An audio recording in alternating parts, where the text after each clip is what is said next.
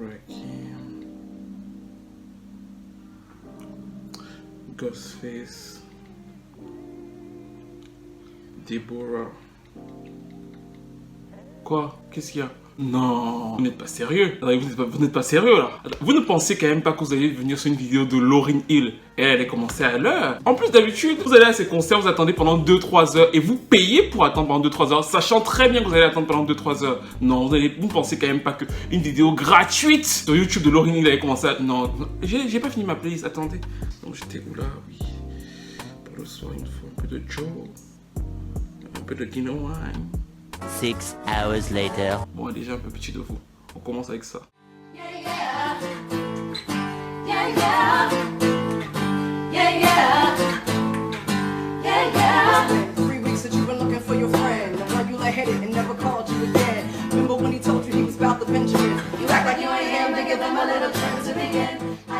Bonjour tout le monde, c'est Stevie de Music Flings et aujourd'hui on va parler de Lauryn Hill. Et quand on va parler de Lauryn Hill, on a commencé un peu en retard parce que c'est Lauryn Hill. N'hésitez pas à vous abonner, à commenter. Et on va parler de Lauryn Hill sur un point spécifique. On va parler du pourquoi elle est accusée de vol avec l'album de Miss Education qui est un des meilleurs albums de tous les temps. On va essayer de savoir pourquoi elle est accusée de vol avec cet album et aussi, surtout, peut-être est-ce que c'est lié au fait qu'il n'y ait pas de second album de Lauryn Hill depuis toutes ces années? Ça fait quasiment 21 ans. Est-ce que les deux événements sont liés? On va essayer de voir ça tout de suite. C'est le début de la vidéo. Abonnez-vous, commentez, partagez et on y va. Met Stevie Wonder and hung out with Stevie. I've met Quincy Jones, hung out with Quincy Jones. I've met Herbie Hancock, hung out with Herbie Hancock. If those three people can be cool, Lauryn Hill should be able to be cool.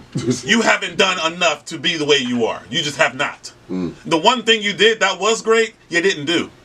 What? Alors, Lauryn Hill fait partie de ces talents américains, de ces petits talents américains, de ces petits enfants américains poussés par leurs parents très jeunes pour être dans l'industrie du disque. Elle a un talent véritable, elle sait chanter, les parents sont émerveillés. Quand les parents invitent leurs amis à la maison, Lauryn Hill s'assoit et chante, tout le monde dit oh, la petite là, la petite. Donc les parents se disent non, on a le truc. Donc ils poussent la petite à chanter, elle chante à des events et elle chante en 87 à un event, elle chante l'hymne national américain. Vous pouvez trouver l'extrait sur la toile, vous vous dites non, c'est pas une petite fille de 8 ans, ça, c'est incroyable, elle est géniale. Donc il y a vraiment un engouement autour d'elle, même si à 13 ans, elle chante devant un panel et ça ne se passe pas très bien. Vous connaissez cette vidéo?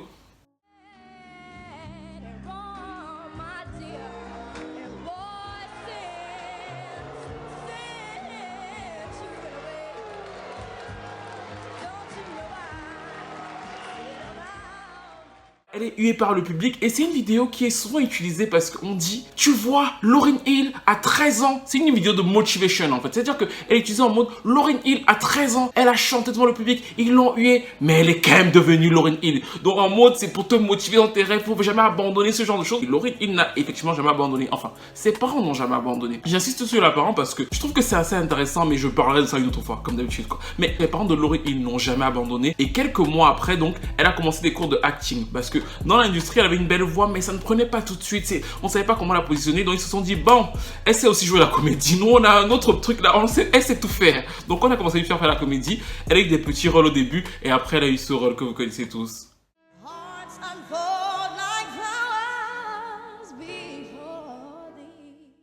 Sister Act Partout, c'est son premier grand rôle. Elle se fait connaître du public. Les gens commencent à s'intéresser à sa voix. On se dit, wow, la petite là, il y a quelque chose à se faire. Les labels commencent à regarder avec des loupes. Ils se disent, est-ce qu'il y a un truc et tout et tout. Mais elle connaissait Press depuis l'université. Et elle commence à se dire, non, je vais travailler avec Press. Et elle travaille avec Press et Wyclef. À la base, il y a un quatrième membre des Fugees, mais je vais pas en parler aujourd'hui parce qu'on parle pas des Fugees. Ils lancent dans le groupe et en 94, ils sortent leur premier album qui ne sera pas un succès. Il n'est pas un succès sur plusieurs échelons. Le premier truc, c'est que l'image est trop gangsta. Et Lauryn Hill, qui était à la base censée chanter les hooks, se met à rapper. Et ça ne colle pas totalement avec la structure de la formation qui en plus est imposée par le management. C'est-à-dire que c'est vraiment le management qui décidait de tout. Et eux, ils avaient la main sur rien. Donc cet album n'est pas un gros succès, mais il leur permet quand même d'avoir une street credibility. C'est-à-dire qu'on sait qui ils sont, on sait que les Fugees, c'est eux en fait. Sur le deuxième album, c'est là qu'ils prennent leur envol. Nous sommes en 96 et The Score sort. Il y a des choses absolument formidables à dire et à analyser sur la stratégie de The Score, qui est un album des rap les plus vendus dans le monde, qui a 17 millions de ventes dans le monde. Mais il y a plein de choses à dire. C'est-à-dire que comment il a été structuré, comment les samples, le fait qu'il a utilisé les samples pour pouvoir toucher un plus large public et comment du coup il a permis à ce que le rap se démocratise, c'est passionnant en fait. Bref, mais l'album cartonne et vous connaissez tous plein de titres de The Score comme celui-ci.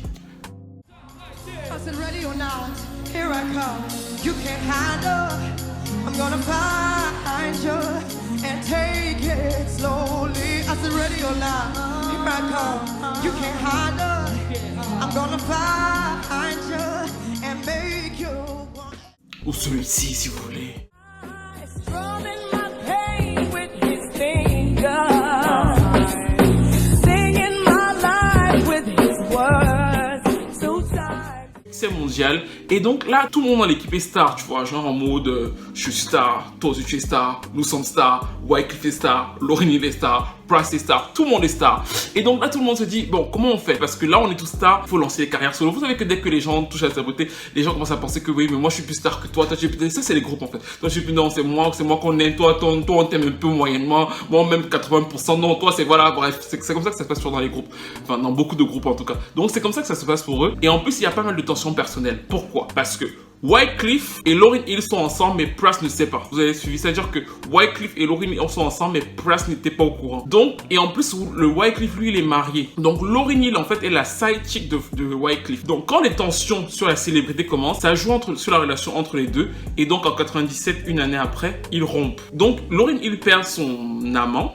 Et aussi son collègue de travail et aussi son groupe. Quand ça arrive en 97, il faut donc se renouveler en fait. Wyclef c'est la star du groupe officiellement parce que c'est lui qui est en avant, c'est lui qui a pensé à la stratégie artistique, c'est lui qui a vraiment repensé et imaginé de score. Donc c'est lui que le label voit en avant, on commence à travailler très rapidement sur son projet solo. Pras aussi se lance très rapidement sur le sien et Lauryn Hill au milieu se dit attendez, qu'est-ce qui se passe là en fait? Vous vous rappelez qu'elle était connue en fait. Quand elle lance dans les Fugees, c'est elle la seule connue vu qu'elle sort de Sister Act. Les autres ils sont pas stars, tu vois. Donc c'est elle la seule connue. Donc à la base c'est elle qui avait dit qu'elle voulait sortir son album solo en premier. Pour elle de manière logique le label aurait dû se dire bah Lauryn Hill on va commencer par toi, on va commencer. Mais le label se dit pas ça, on l'appelle pas. On bosse à fond sur les albums de Wyclef qui sort son album.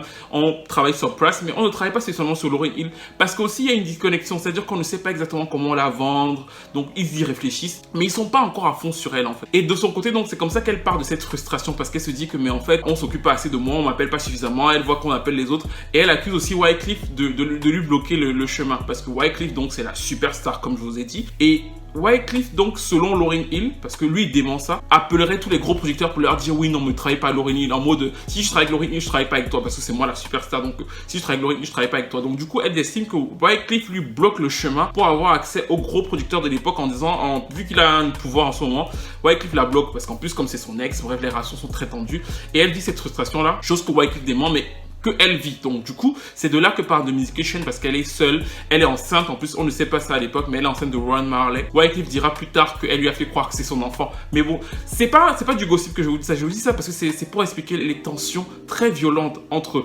Wyclef et Lauryn Hill qui se dénotent dans l'histoire des Fugees et donc dans l'histoire aussi de cet album en fait. Donc c'est vraiment pour ça que je vous en parle, sinon ça ne nous intéresserait pas, mais c'est intéressant de voir jusqu'où leurs tensions vont. Donc dans ce méli-mélo là, rupture de groupe, album qui travaillait, rupture sentimentale, enceinte elle-même d'un autre homme, elle est complètement...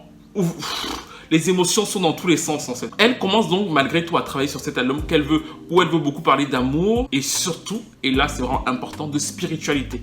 Parce que c'est à partir de cette époque là que Lauryn Hill commence donc à avoir ce côté très spirituel. Elle commence à se tourner beaucoup vers la religion, vers Dieu, vers ce genre de choses. Elle veut cet aspect là dans son album. Elle rencontre donc 4 producteurs new-yorkais qui s'appellent donc les New Art avec qui elle commence à travailler cet album. Les 4 producteurs sont totalement inconnus du business. Je veux vraiment que vous reteniez ça. Je sais pas, c'est comme si elle avait rencontré des gens totalement dans la rue. Je sais même pas qui prend comme artiste. Une superstar de talent en 2019 qui rencontre quasiment des gens, des musiciens dans un club qui leur dit bah on va travailler ensemble sur un album. C'est comme ça que ça se passe entre Lauryn Hill et les New Art. Ils sont 4 et ils commencent à travailler ensemble sur The Musication et sur plusieurs chansons. Le truc qu'il faut aussi bien comprendre, c'est que Lauryn Hill leur dit quoi? Elle leur dit que pour que notre relation soit purement artistique, au kumbaya yaya, au que quoi, au que ceci, tu sais les trucs des gens qui aiment déjà trop Dieu là, vraiment pour que toi et moi ce soit totalement parfait. En fait, faut pas qu'on ait de contrat. Si on n'a pas de contrat tout de suite, notre relation sera purement et simplement artistique. Donc du coup, nous pourrons aller au meilleur de nos énergies, et ce soit le chakra et tout ça. Bref, c'est ce qu'elle leur dit. Et eux aussi, ils acceptent au début, je crois. Et ils ont censé avoir juste $100 000 sur les editings des chansons. Donc c'est pas grand chose. Et ils se disent, bon, c'est cool, on travaille avec Lauryn Hill. C'est-à-dire qu'il n'y a pas de pensée hyper commerciale sur comment le projet va se vendre quand eux ils arrivent. Parce qu'ils se disent, bon, on travaille avec une star. Et ils bossent donc de Musication et plusieurs autres titres, dont les fameuses chansons de Aretha Franklin.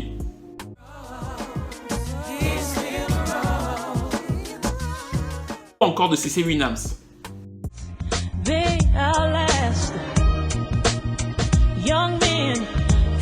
Il commence à travailler avec Lauryn Hill Et pendant qu'il travaille avec Lauryn Hill, le label reçoit pour la première fois Zion, parce que le label se dit elle est enceinte, on va faire quoi d'elle? Vous savez que quand les femmes étaient enceintes à l'époque dans l'industrie, il y avait ce côté de qu'est-ce qu'on va faire d'elle? Non mais qu'elle reste à la maison. Il n'y avait pas une appétence de ouf au début sur le projet de Lauryn Hill. C'est quand il leur envoie Zion qu'elle leur envoie plusieurs autres titres qui se disent damn, il y a peut-être quelque chose à faire, comment on va la vendre? Et ils pensent donc au plan commercial. Le plan commercial est quoi? C'est que le label à la base voulait vendre Lauryn Hill comme une espèce de brandy, une espèce de pop star un peu plus acidulée ou une R&B star, vous voyez ce que je veux dire? Ils voulaient avoir une image plus fine d'elle. Du coup, comme il n'y avait pas le moyen d'avoir cette image, ils se sont dit quoi? Ils se sont dit, bah en fait, on va la vendre sur le truc artistique de ouf en fait. On va dégager toutes les personnes qui ont travaillé avec elle et on va la vendre sur le Prince thing. Le Prince thing, c'est quoi? C'est que Prince, comparément à tous les autres artistes de l'industrie, hormis peut-être R. Kelly, écrivait, produisait, arrangeait seul. C'est-à-dire que, par exemple, plein d'artistes que vous aimez, Ariana et tout ça, souvent vous voyez les crédits de leurs albums si vous avez encore ça, si vous avez encore ce réflexe. Moi, je sais que j'avais ce réflexe de regarder les producteurs dans les livrets, mais je sais que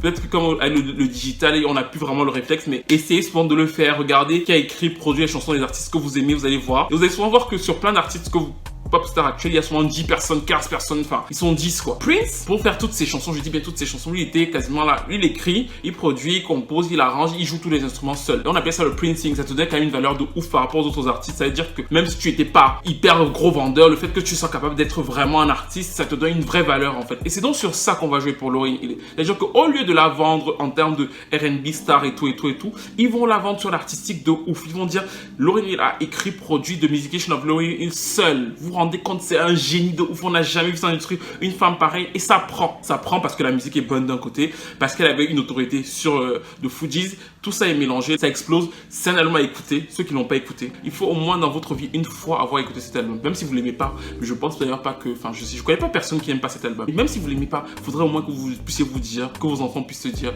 j'ai écouté The Musication of Lauryn Hill, c'est un album magnifique en fait, génial.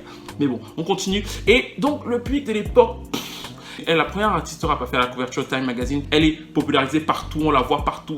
Les magazines et les couvertures, c'est un succès phénoménal pour elle. Ce succès phénoménal s'accompagne de plusieurs crises d'angoisse personnelle. C'est-à-dire qu'elle vient d'avoir un enfant, elle est mère, elle aime pas totalement la manière dont le showbiz est structuré. Et voilà, ça se passe bien. En 99, au Grammy Award, elle est nommée 10 fois. C'est la première artiste féminine noire à être nommée 10 fois au Grammy Award. Et mieux encore, elle a le fameux album Grammy de l'année en fait. Album Grammy de l'année. Parce que souvent de nos jours, certaines personnes nous expliquent que oui, tel n'a pas eu à cause du racisme. Oui, bref, si c'est dit en 99, mais l'album de Lauryn Hill était tellement magnifique qu'il n'y avait pas de débat à se poser en fait.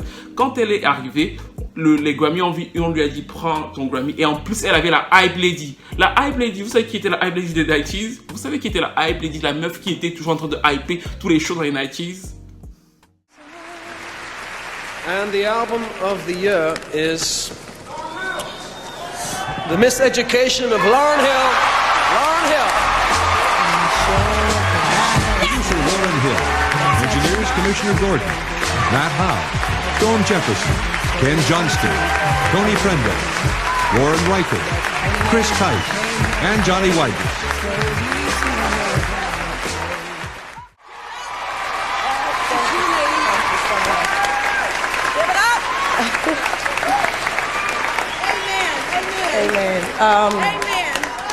Wow. Pour les très jeunes là, si vous connaissez pas les cérémonies de remise de prix de 90s, je vous conseille d'aller voir parce que Whitney Houston, chaque fois qu'elle est là, c'est la Hype Lady. Elle est toujours en train de hyper les Browns, là c'est elle, c'est le hood, c'est bref, c'est elle quoi. Et donc c'était vraiment un super beau moment. Sauf que pendant tout ce succès là, en fait, vous avez vu ce qui manque à ce succès.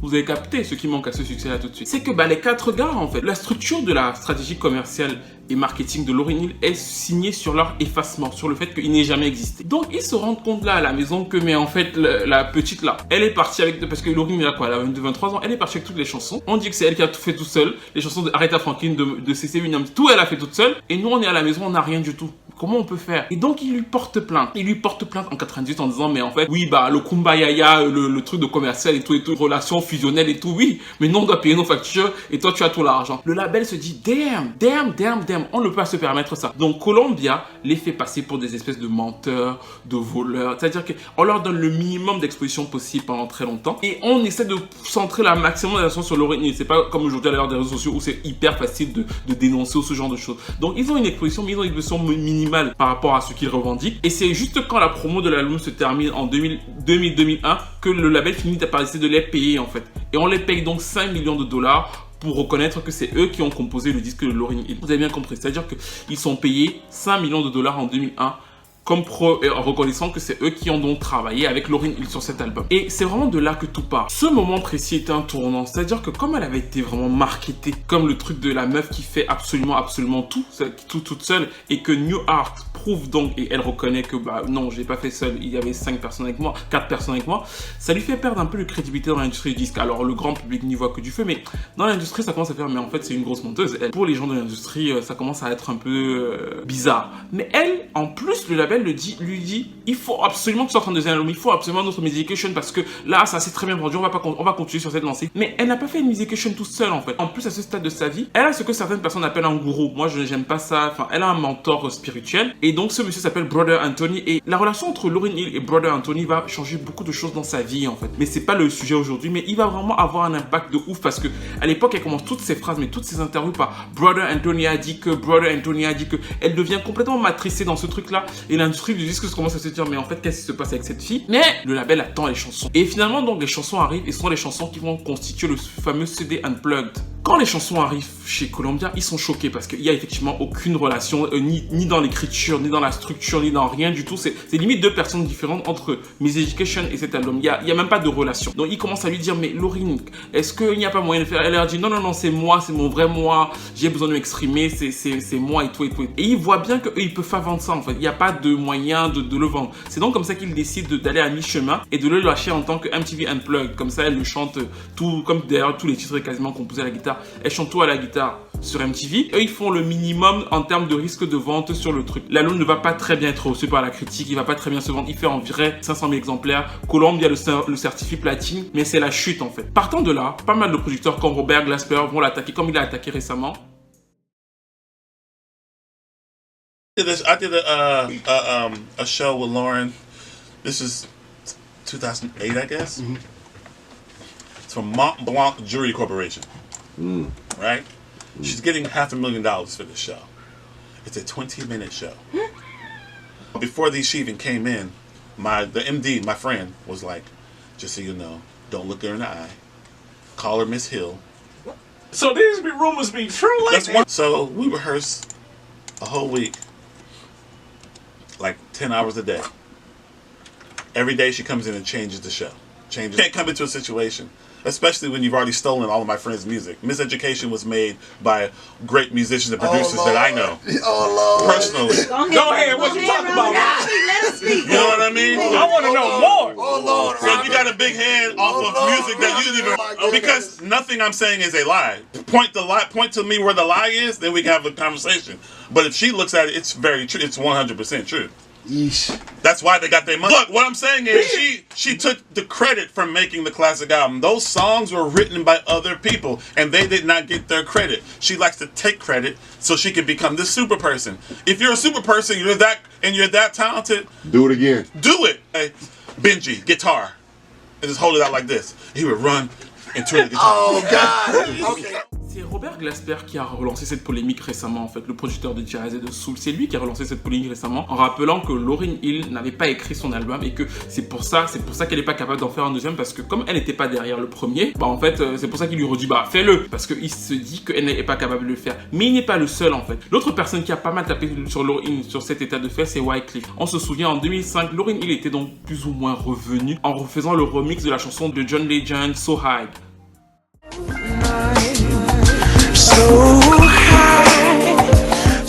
Nous sommes donc en 2005 et elle a un bon buzz, parce qu'elle vient de remixer le titre de John Legend. Les gens se disent que est-ce que là, elle va vraiment revenir? Est-ce que Lauryn Hill a retrouvé ses capacités? Est-ce qu'elle va prouver que non, ce n'était pas elle qui avait triché? Les autres avaient menti sur son nom? Est-ce que ce n'était pas du sabotage gratuit? Bref, il y a une espèce de petite excitation autour d'elle et après ça retombe parce qu'il y a une reformation de Fugees qui n'aboutit pas. Ça, je vous en parlerai plus tard. Donc du coup, ça retombe très rapidement, il n'y a plus rien. Et en 2007, on fait une interview de Wyclef et on lui demande donc est-ce que finalement Lauryn Hill fait écrire et tout.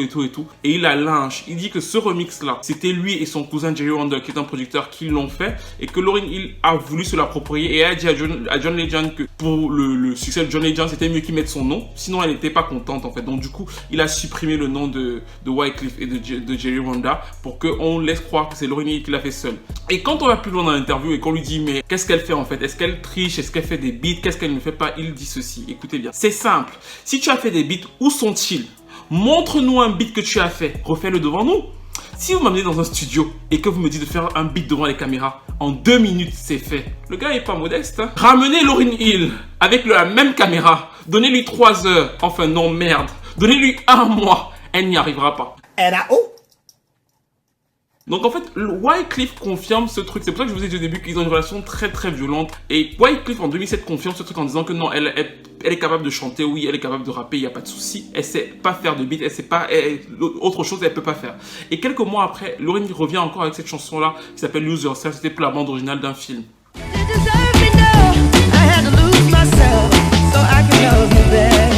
Et donc ceci, c'est pas la seule raison, mais c'est une des grosses raisons de l'absence de Lauryn Hill, d'album de Lauryn Hill, de suite d'album de Lauryn Hill.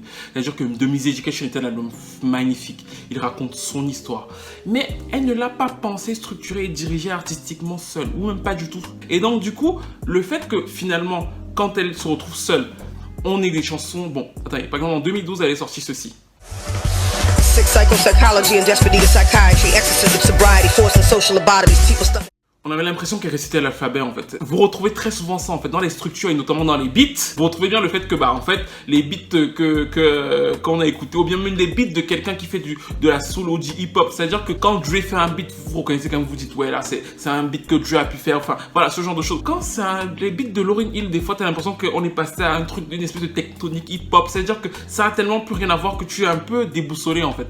Et ça c'est une des grosses raisons en plus du fait qu'elle soit très très axée désormais sur cet aspect spirituel que je ne juge pas, mais qui fait en sorte que, si vous avez remarqué, en fait, il faut qu'elle fasse tout seule. C'est-à-dire qu'à la limite, on aurait pu se dire, bah, vu qu'elle n'est pas capable de structurer elle-même, elle va avoir besoin d'aide et donc elle peut trouver de l'aide. Mais non, parce que dans son truc spirituel, là, dans sa pensée spirituelle, elle doit s'en sortir toute seule, elle doit vaincre des démons. D'ailleurs, c'est ce qu'elle raconte dans Fearless Vampire Killer. Donc, elle est dans une structure mentale qui fait en sorte que, effectivement, elle doit faire tout toute seule, parce que ça lui obligeait d'ordonner son honneur. Mais dans le même temps, il n'y a plus la structure artistique de le faire. Et encore une fois, je suis pas en train de vous dire que Lauryn Hill n'a pas de talent. Lauryn Hill chante comme personne. Écoutez ça. One time, singing my life with his words. Two times, killing me softly with his song, killing me softly with his song, telling my whole life. Écoutez-moi la petite rappée. So stop acting like you didn't grow up singing my song. I stood down on the streets like I had wings on my arms. Transcended, speak truth like I wrote the amendments. Sorry if you're offended, it's the truth. Elle sait tout faire, mais la différence c'est que tu peux savoir très bien chanter, tu peux savoir très bien rapper, mais tu peux être un très mauvais directeur artistique pour toi-même. C'est-à-dire que tu peux ne pas savoir ce qui est le mieux pour toi de chanter en sachant très bien rapper et en sachant très bien chanter. Et donc très souvent, ce genre, c'est soit des musiciens qui sont à côté de toi, soit des directeurs artistiques qui vont savoir où le mieux établir ton talent. Et je pense que c'est ce qui manque à Lauryn Hill. Et comme en plus, elle a donc son caractère qui est un peu compliqué, bah c'est très difficile pour un label de la matraquer ou alors de la ranger dans une case parce qu'elle se dirait toujours que oui, on va la tuer ou enfin tout ce qu'elle raconte là dans ses chansons, nouvelles chansons, qui sont souvent un peu... je suis pas en train de dire que l'industrie du disque c'est tout rose, mais souvent tu as quand même l'impression qu'elle se cache derrière ça pour cacher une véritable lacune ailleurs. Et parfois, certains me disent, oui, mais en concert, elle réarrange les chansons, est-ce qu'elle n'a pas le droit? Non, elle a le droit de chanter toujours les chansons, il n'y a pas de souci, elle les a payées, elle a toujours le droit de chanter les chansons, c'est pas pour ça qu'elle les réarrange. Elle les réarrange parce qu'elle veut imprégner sa patte sur les chansons, en fait. C'est pour ça qu'elle réarrange toujours les titres en concert. Et pourquoi ça sonne moins bien pour beaucoup? C'est parce que c'est son goût, en fait. C'est pas méchant, mais en fait, c'est parce que, bah, du coup, quand elle réarrange les chansons, vous écoutez les chansons à la version Lauryn Hill. C'est pour ça que des fois, vous êtes déconnectés. Elle a le droit de chanter les chansons, elle l'a payé, il n'y a pas de souci, elle peut les chanter exactement comme sur l'album. C'est qu'elle veut réarranger parce que ça fait longtemps qu'elle les chante de la même manière et qu'elle veut montrer sa patte. Sauf que c'est pour ça aussi que sa patte, c'est pas comme quand Aretha Franklin rechante la chanson différemment de chaque fois, parce que Aretha Franklin chante un titre différemment 100 fois, bah en fait on s'en lasse pas. Lauryn Hill, elle veut changer le beat, et après tu te dis, bon en fait, c'était quoi la chanson originale? Et c'est ça le problème en fait, c'est que ce n'est pas forcément une grande productrice, même si ça reste une très bonne chanteuse et une très grande rappeuse. Alors je suis retombé sur cette interview en 2000 où elle disait déjà que oui, bah, elle voulait pas sortir le deuxième album tout de suite parce que ça prenait du temps de se livrer, parce qu'on la forçait à aller en studio et tout. Que donc du coup, The Miseducation, c'était le bilan d'une expérience. Et je me suis rappelé que bah en fait, bah, Lauryn Hill, quand on calcule, avec ma petite calculatrice, en fait elle a sorti The Miseducation quand elle avait 23 ans. Ce qui veut dire que si c'était le bilan d'expérience de 23 ans et qu'elle a aujourd'hui 44 ans, ça veut dire que le prochain album de Lauryn Hill pourrait arriver en 2021 en fait. Si on calcule l'expérience comme elle la calcule, ça veut dire que pour faire un album il fait 23 ans, ça veut dire que le premier là, 23 ans, bah le prochain vous pouvez l'attendre pour ses 46 ans en 2021, comme ça elle aura l'expérience suffisante. Après moi, ce que je lui aurais conseillé, c'est un album de reprise en fait. C'est-à-dire que ce que j'aurais conseillé au label à Columbia, qui a d'ailleurs un nouveau contrat avec elle, je crois que c'est Sony qui a un nouveau contrat avec elle pour un album qui est censé sortir depuis 2012, bah en fait j'aurais conseillé de passer par les reprises, parce qu'effectivement c'est un talent vocal, c'est un talent de rap évident. Donc en fait le mieux pour elle c'est donc de faire des chansons que tout le monde connaît à sa sauce en fait, parce qu'on ne va pas s'entendre avec elle en lui faisant sortir un disque toute seule, ça c'est sûr et certain. Je pense qu'à ce stade là faut qu'on s'en rende compte, mais ce qu'on peut faire c'est qu'en attendant de lui faire sortir son disque tout seul, prendre des chansons plus ou moins connues, chansons noires américaines, gospel, soulful, ce genre de titres, les faire chanter par Lauryn Hill et marketer ça dessus en disant que ce sont les chansons qu'elle aime, ce sont les chansons qui la touchent personnellement, et vendre ça comme deuxième album de Lauryn Hill en fait. Ça casserait le côté on attend le deuxième album de Lauryn Hill, on attend le deuxième album de Lauryn Hill, ça casserait cette attente, et après on pourra peut-être la laisser sur le troisième album faire ce qu'elle veut, même si elle récite l'alphabet, même si elle parle de Jésus-Christ, de 10 000 manières, de je sais pas de qui elle parle. Elle sera plus libre avec ses beats comme elle veut, mais peut-être pour casser l'attente ou bien le mystère autour de son second album qui ne sera plus jamais de Miseducation. On peut la remercier pour ce disque qui est vraiment encore une fois un des... voilà quoi. Mais il faut bien comprendre que je pense que sans les New Heart, sachant qu'elle n'a pas été derrière totalement la production artistique, la structure musicale de ce disque, ça va être très difficile pour elle de refaire un disque de ce même niveau, même si elle peut faire de bons albums, parce qu'encore une fois, ça reste une très bonne artiste. Voilà, c'était pour la réponse à cette question sur laquelle pourquoi Lauryn Hill est accusée de vol avec The Miseducation. N'hésitez pas à me donner vos avis, n'hésitez pas à commenter, à donner vos chansons préférées de l'album, à dire ce que vous pensez de Lauryn Hill, et à très vite pour une nouvelle vidéo. Merci de m'avoir écouté, partagez et abonnez-vous. Plus tard.